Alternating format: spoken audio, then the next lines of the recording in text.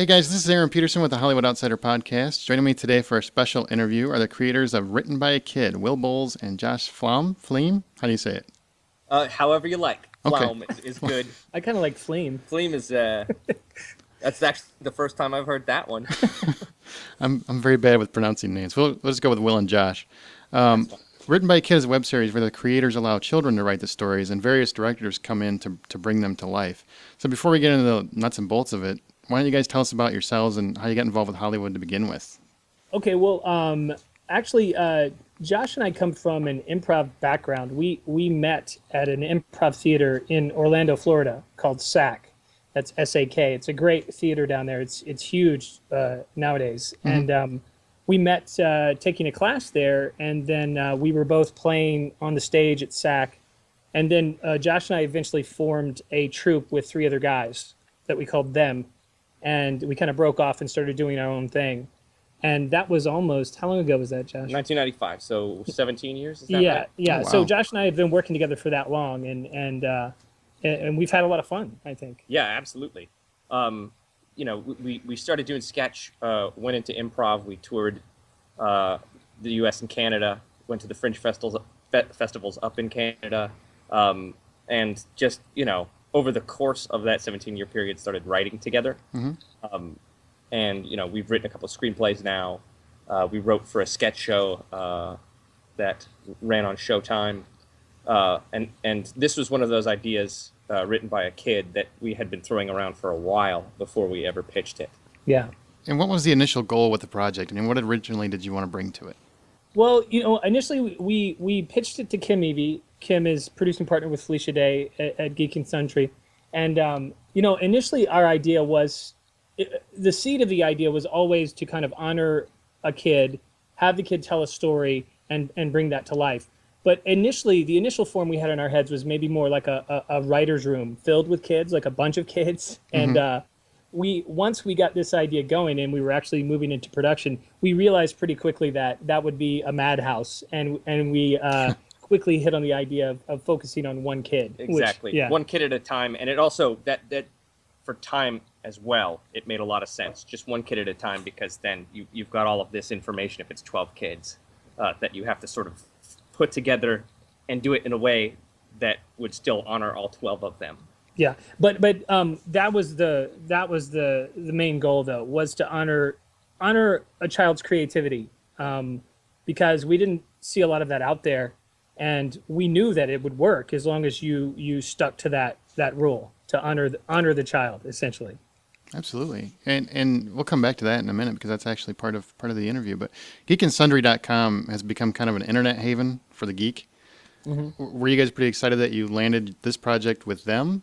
Absolutely. Yeah.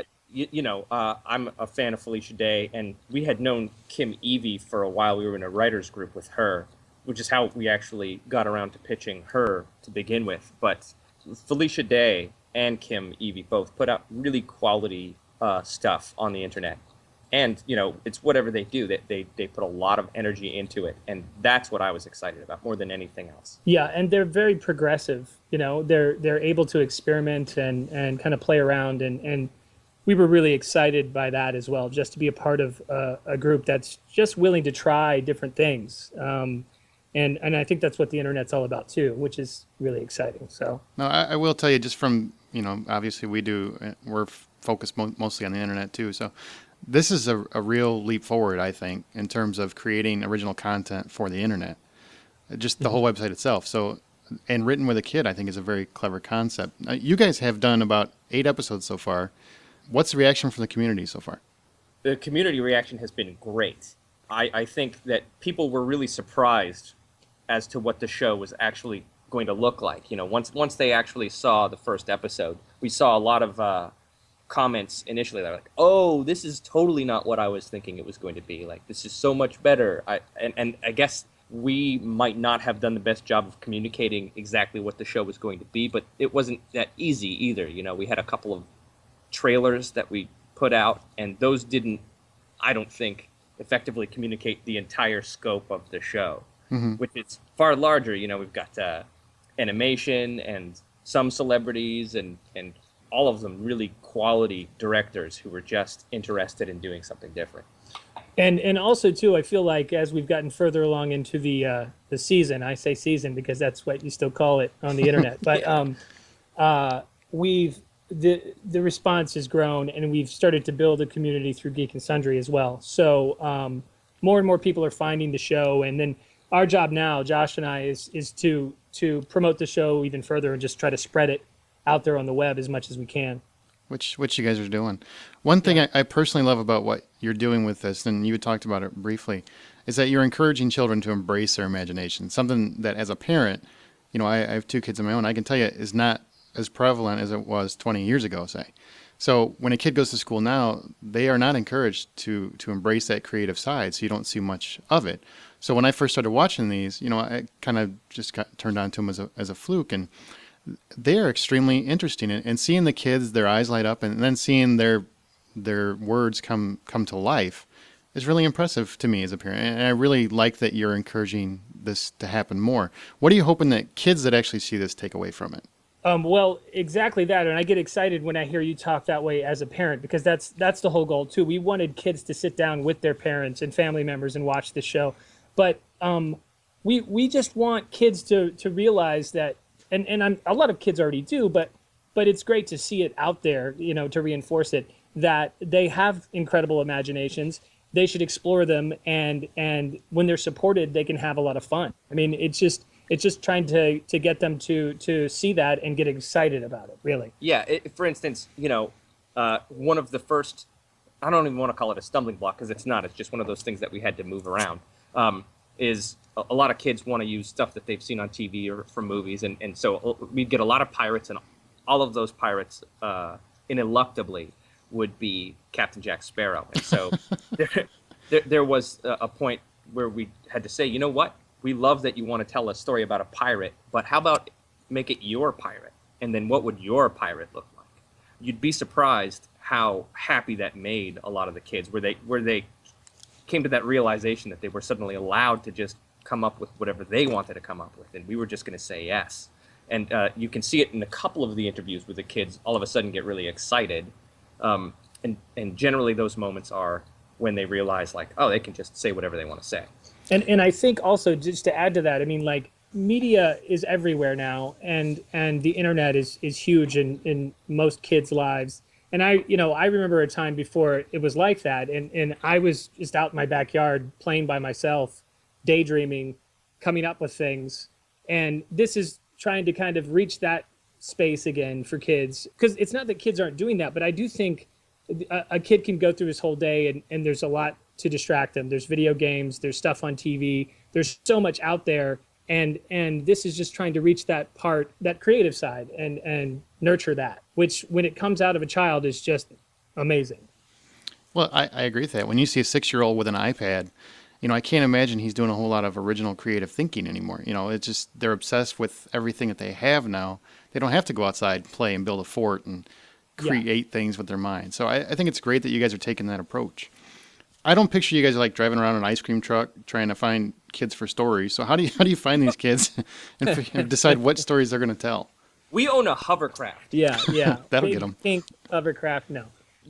As far as the kids we initially got, we went to Kids of Friends for at least the first few, and then once we realized how it was going to work, we held a couple of casting sessions actually.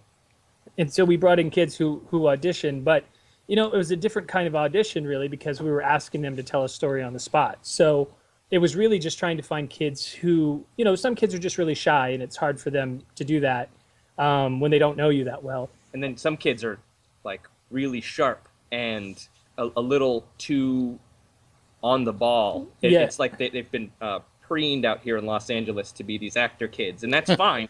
But we found very quickly that didn't work, just because it didn't come across as being genuine.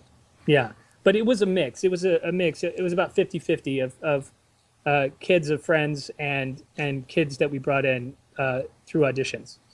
Now, how do you determine which stories you're going to tell? Like when you listen to these kids, and I'm sure there's a various amounts and different kinds of stories, do you say, this is the kind of story we want to tell this week, or how do you determine that? we were just trying to get good stories. So we had the interview story phase initially. So we were just bringing kids in, the ones that we thought would work. We would sit down with them for about an hour. They would sit in the big yellow chair, and we would get them to tell stories. Sometimes we'd just be working with one story. We'd go through it once and then have them tell it again, and just so we could cover all of the details. Other times we get more than one story from the kid in that hour period. And yeah, I mean, that's basically how it worked. And usually we would start the story by asking them what they wanted to tell a story about. Like, what kind of characters do they like to tell stories about, or what are their favorite things to read about? And then we would just ask questions to kind of flesh out details. And we could, you could feel when one was really connecting, one was really working. We'd get excited and you could just kind of feel it in the room. And it was really just kind of stockpiling those stories and then figuring out what to do with them after we had them.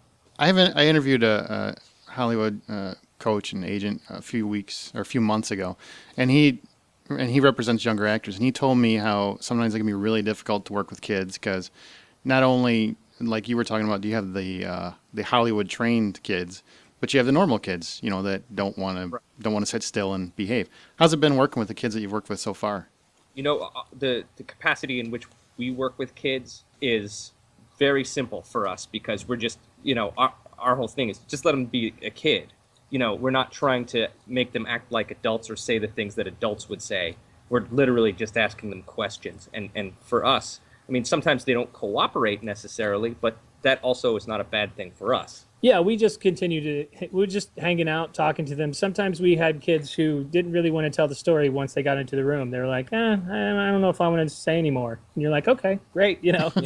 We just, it was some of the most fun I've had in a long time is interviewing those kids. So Josh and I just tried to relax and have a good time, And so there really weren't any difficulties in that process. Honestly, like, if kids don't want to tell the story, then you just hang out with them for the rest of the hour, And sometimes they would jump back into it and say, okay, I want to tell one now.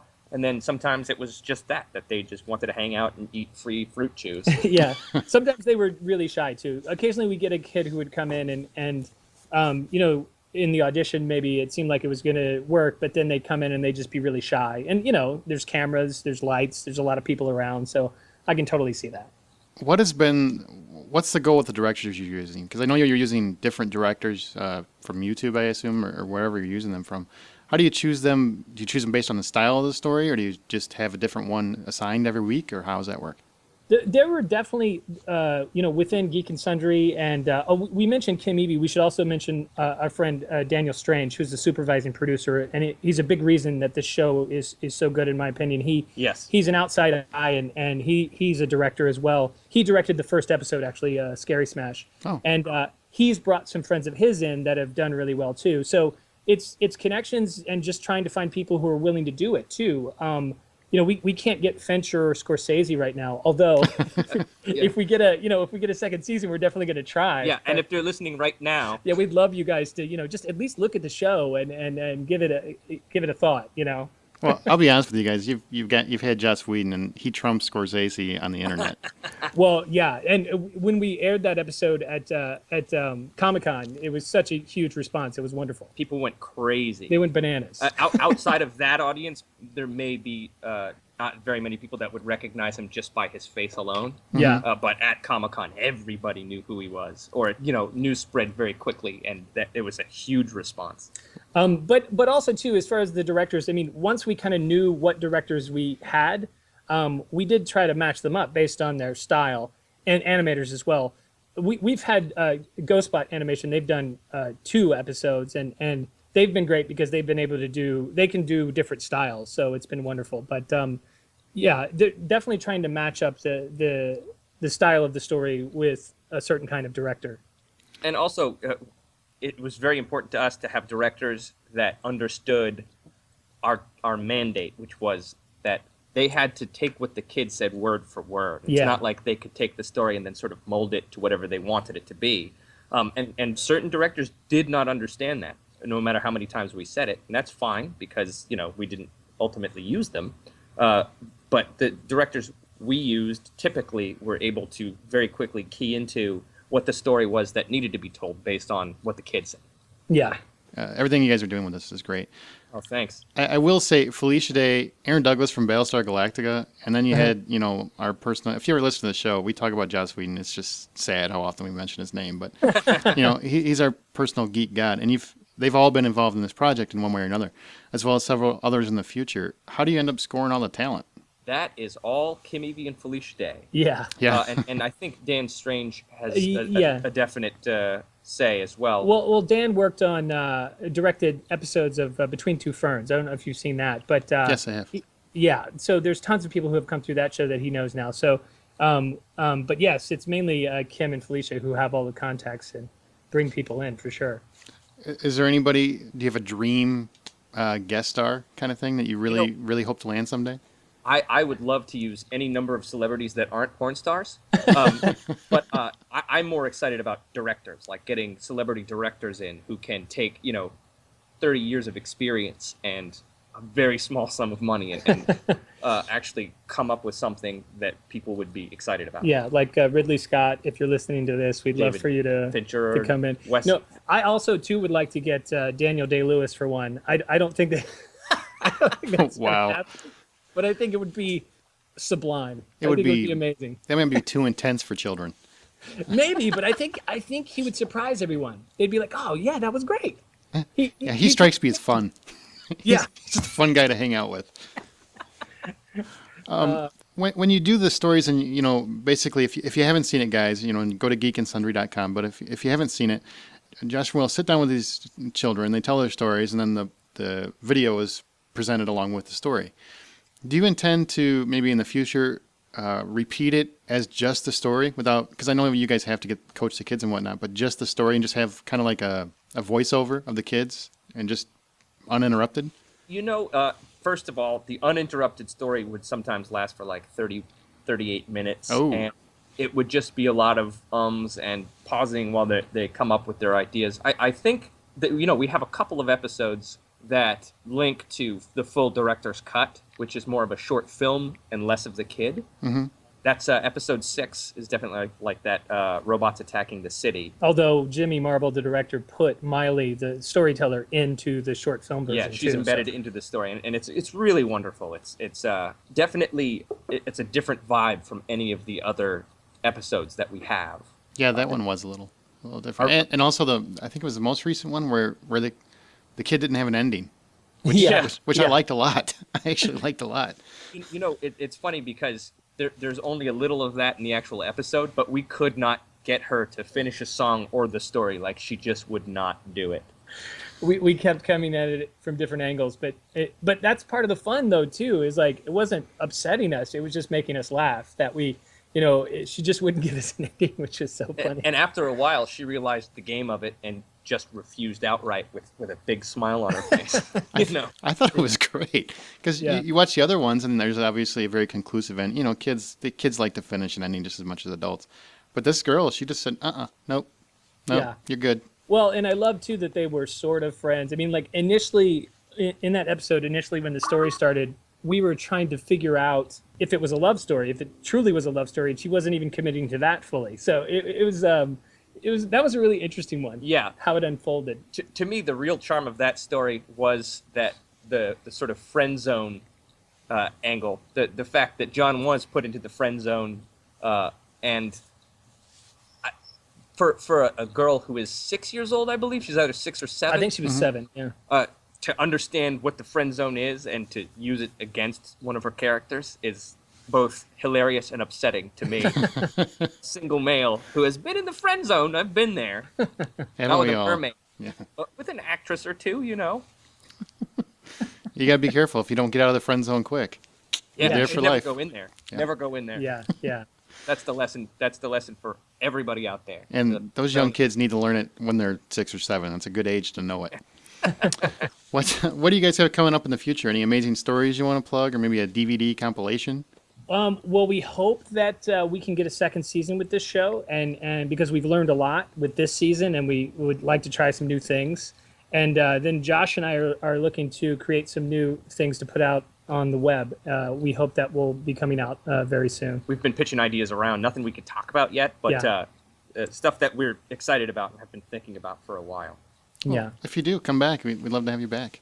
Oh, absolutely. absolutely. Is there anything our audience can do to help spread the word about Written by a Kid for you guys? It just, check the show out. And if you like it, send it to people you know. I mean, we're definitely trying to reach parents too. I think that, one of our goals is that parents and kids sit down and enjoy this show together. And so we're just really trying to get it out to as many parents as possible too. And also, if people do enjoy the show, the new viewers, based on your show, it really does help if they post it on Facebook. Well, that's just something that was amazing to me. But half of our viewership originates from Facebook and just sharing. And absolutely subscribe to Geek and Sundry. to Geek and Sundry on YouTube. I mean, that's a huge help for the whole endeavor. And also, we've got a lot going on the Geek and Sundry homepage with Written by a Kid. There's Creativity Camp, which is happening every week, where we offer up basically an assignment for kids to do. And we do a random drawing each week, and a kid can win a prize. And there'll be something at the end of the season, too, for kids. With Creativity Camp, too, just real briefly. No, please go into it. Yeah, I was going to ask you about that anyway. Yeah, one of the things I really like about it is it's a way to get kids outside the show to join the community and contribute. We have these assignments that we hand out. I think we call them challenges because assignment sounds a little too schooly. Yeah, assignment sounds a little clinical. But generally, it's getting kids to write a story based on the story that one of our kids told. But they get to create their own characters. Sometimes there were video challenges where they could make a plea to the robots to stop attacking the city. But it's a way to get these kids to be creative, to join in, to create their own characters, and to have fun doing it. And we're hoping that if we do get a second season, we can explore that idea in depth. Do bigger challenges, or maybe even like a joint project, crowdsource something. Who knows? We're hoping to include the audience even more into the process. So. Oh, that would be fantastic to have kids that obviously don't live in LA to be involved in that and be able to write their own stories that come to life. Well, at the heart of the internet is interactivity, I think. The fact that we can call kids in from the outside is really important. I think if the show's going to have legs at all, it's not just about something to watch. It's about something to do. Yeah. Written by a Kid goes up every Wednesday on geekandsundry.com. That's geekandsundry.com. I don't know. I'm really impressed with the series. I was kind of taken by surprise. It's very short. It's just like anything on YouTube. It's not going to be 25 minutes or an hour long. It's 5 minutes long, a little less than that usually. Yeah. Yeah, at the most. And it's something that I think maybe parents should watch with their kid. Normally we're kind of off topic and off humor here at the Hollywood Outsider, but we, as parents, I think we're really trying to encourage you to check it out and watch it with your kids. So if you've got kids, or you're thinking about having kids, or maybe you stole some kids, whatever it is, watch the series. Try to spark some creativity. Then give the kids back. Yeah. Yes, of course. Don't keep them. Show That's them just the wrong. episodes, but then send them back. Yeah. It's definitely something that I think parents should watch. It's a great little series, and it's something that's original. We've all been on the internet for a while. If you're listening to this, you've obviously been on the internet. There's so much repetitive, and I really like what you guys are doing. I'm not saying that just to kiss your ass. I really like what you guys are doing. Well, thank you. Thank you so much. It's very nice to hear. Thank you. Well, and thanks for joining us. And I'm Aaron Peterson with the Hollywood Outsider. Thanks, Will and Josh. Hey, thanks for having us on your show. Thank you, Aaron. Thanks for coming. Okay, and once again, Will and Josh are the creators of Written by a Kid. That is the web series on geekandsundry.com. Be sure to check it out every Wednesday for a new episode. This is Aaron Peterson, host of the Hollywood Outsider podcast, telling everybody the next time you go to a theater, buy popcorn.